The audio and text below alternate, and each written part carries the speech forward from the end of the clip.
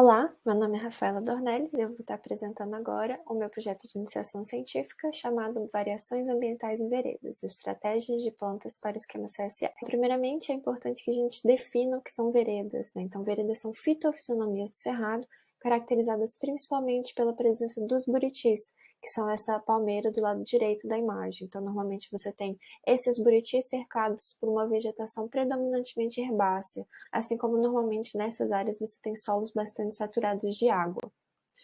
E recentemente a gente teve a publicação de alguns artigos e alguns trabalhos, assim como esse aqui da Natália Bijos, que foi grande colaboradora desse PIBIC, e que nesse trabalho ela demonstrou que diferentes áreas de veredas são formadas por diferentes comunidades vegetais, ou seja, são formadas por diferentes grupos de espécies.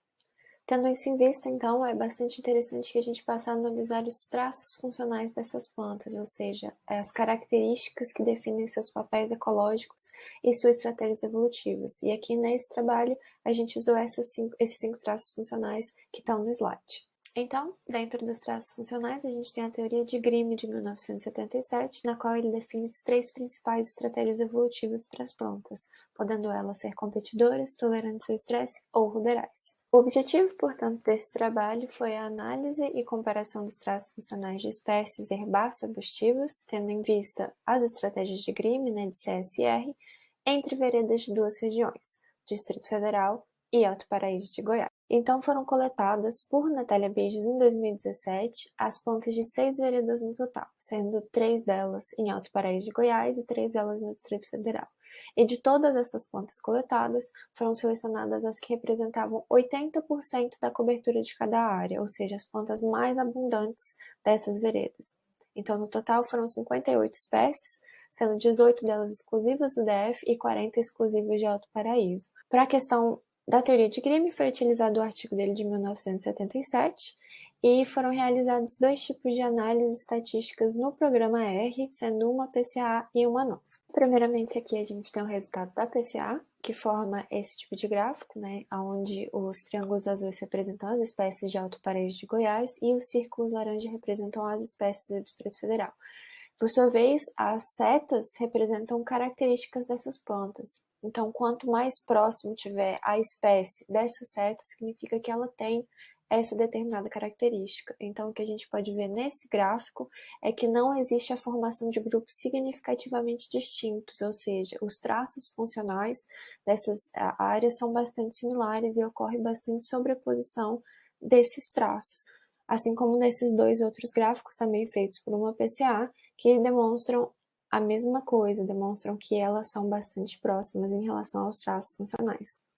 Em relação à NOVA, a NOVA demonstra e permite que a gente saiba se existe diferença significativa entre as alturas médias das plantas dessas áreas. E o que demonstrou é que existe diferença significativa, ou seja, as espécies do Distrito Federal tendem a ser maiores em estatura do que as espécies de Alto Paraíso de Goiás, sendo a média do DF 95 centímetros e Alto Paraíso 60. Em relação à teoria de Grimm, foi encontrada uma relação maior com o que ele chama de plantas tolerantes ao estresse, demonstrando bastante a característica de perenidade e baixa estatura. Então, o que a gente pode tirar disso é que pode existir uma certa convergência de estratégias evolutivas entre essas plantas num ambiente bastante seletivo, ou seja, apenas algumas plantas com determinadas características e adaptações conseguem existir nesse ambiente, nessas veredas, E em relação à estratégia CSR, que é a estratégia de Grimm, essa característica de ser tolerante ao estresse reflete bastante as gramíneas, sendo as gramíneas normalmente perenes e de baixa estatura. E a NOVA, por sua vez, e essa diferença significativa de altura pode demonstrar que existem variações ambientais locais, como maior ou menor disponibilidade de água, de luz solar, de nutrientes, entre outros.